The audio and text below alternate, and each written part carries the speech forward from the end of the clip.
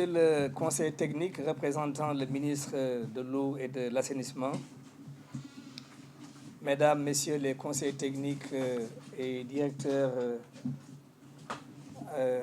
ici à l'ONAS, Mesdames, Messieurs les représentants des partenaires,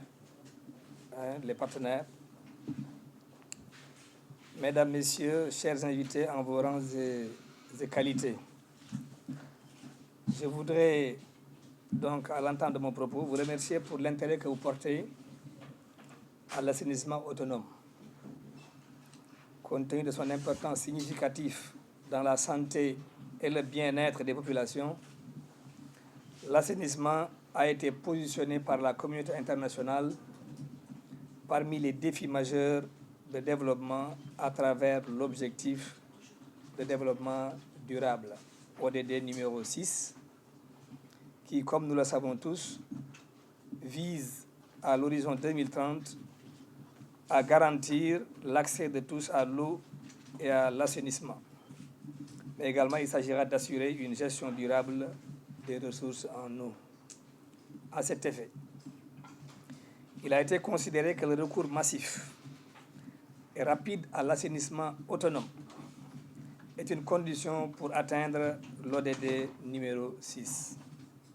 De plus, les chercheurs du sous-secteur sont quasi unanimes sur le fait que dans les pays en voie de développement, investir dans l'assainissement autonome impactera beaucoup plus rapidement dans l'atteinte de ces ODD. C'est dans ce sillage que le ministère de l'Eau et de l'Assainissement du Sénégal a validé le document de stratégie de la première phase du programme de mise à l'échelle de la structuration du marché des boues de vidange 2020-2025. Cette étude sur l'audit technique et organisationnel de la chaîne de boues de vidange, dont le lancement nous réunit aujourd'hui, entre dans le cadre des objectifs qui PME SMBV, qui est le programme fédérateur de l'intervention de tous les partenaires du Sénégal dans l'assainissement autonome en milieu urbain. L'objectif du PME SMBV est de contribuer à l'atteinte des objectifs de la lettre de politique sectorielle donc de développement de l'eau et de l'assainissement 2007-2025, tout en garantissant l'accès aux ménages de 20 villes sénégalaises, y compris les plus pauvres, à des services d'assainissement sécurisés et répondant à leurs attentes. Cet objectif se décline en sous-objectifs que sont d'abord la consolidation du cadre institutionnel et des réformes structurelles, l'amélioration de l'accès à des services sécurisés, le renforcement des capacités des stations de traitement des boues de vidange. Ces objectifs ont été déclinés sous forme d'un plan d'action qui regroupe 4 axes stratégiques visant l'approche assainissement inclusif à l'échelle de la ville, City-Wide Inclusive Sanitation. 1. Consolidation de cadre institutionnel organisationnel. 2. Accès à des systèmes d'assainissement sécurisés. 3. Définition des mécanismes de financement innovants. Et enfin, 4. Développement de l'offre de services.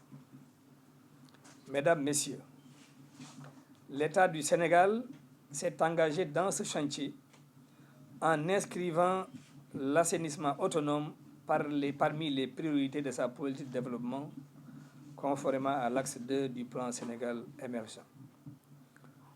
Ou, dans lequel plan, bien entendu, une place importante est accordée à un accès de qualité aux services sociaux de base, notamment à l'eau potable et à l'assainissement et à un cadre de vie sain. C'est la raison pour laquelle Son Excellence le Président de la République du Sénégal, M. Macky Sall, avait fait la déclaration suivante lors de la 4e conférence de l'eau et de l'assainissement Africa SAN, je cite, « Après des succès et des limites, il s'agit maintenant d'aller de l'avant. nous devons identifier les obstacles et explorer les solutions les mieux indiquées pour améliorer l'accès à l'assainissement. » Fin de citation. Dans ce cadre, avec l'appui des partenaires au développement, l'Office national de l'assainissement du Sénégal, ONAS, concrétise cette orientation et promeut la gestion d'une chaîne de valeur de l'assainissement autonome où les maillons accès-collecte, transport, traitement et valorisation-réutilisation des bouts de vidange constituent les activités phares. Il se trouve que le maillon valorisation-réutilisation est le talon d'Achille qui empêche, entre autres, de faire du sous-secteur de l'assainissement, voire même du service de l'assainissement autonome, un domaine marchand à travers la valorisation des sous-produits dérivés. Cette présente étude pourrait nous donner des orientations sûres pour la conception et la réalisation de stations de traitement et de valorisation de bouts de vidange qui auraient, entre autres, comme avantage un traitement intensif, mesdames, messieurs, et mécanisé des bouts de vidange afin d'éliminer les lits de séchage et de raccourcir le processus. Il aura comme conséquence la réalisation de SCBV qui pourrait tenir sur une phase, sur un espace très réduit, environ 500 mètres carrés au lieu de plusieurs hectares. Ensuite, il y a la possibilité de valoriser les boues en compost et de réutiliser les eaux pour les bâtiments et travaux publics, mais également pour l'agriculture. Également, la création de valeur ajoutée et d'emplois verts autour de la transformation des produits dérivés des bouts de vidange à travers une économie circulaire. Enfin, la participation à l'objectif de faire du Sénégal une plateforme de tests de technologies d'assainissement innovants en partenariat avec la Fondation Gates et les autres partenaires dont nous saluons ici le concours constant et précieux. Avant de terminer mon propos, je voudrais remercier l'ensemble des participants pour leur appui constant dans la structuration de la chaîne de valeur de l'assainissement autonome. Remercier également tous les partenaires d'hier comme d'aujourd'hui qui ne ménagent aucun effort pour accompagner l'Office national de l'assainissement du Sénégal dans ce volet ô combien important de sa mission. Et c'est par ces mots que je déclare officiellement lancé le démarrage de l'étude intitulée « Audit technique et organisationnel de la chaîne de services des bouts de vidange au Sénégal ». Je vous remercie de votre aimable attention.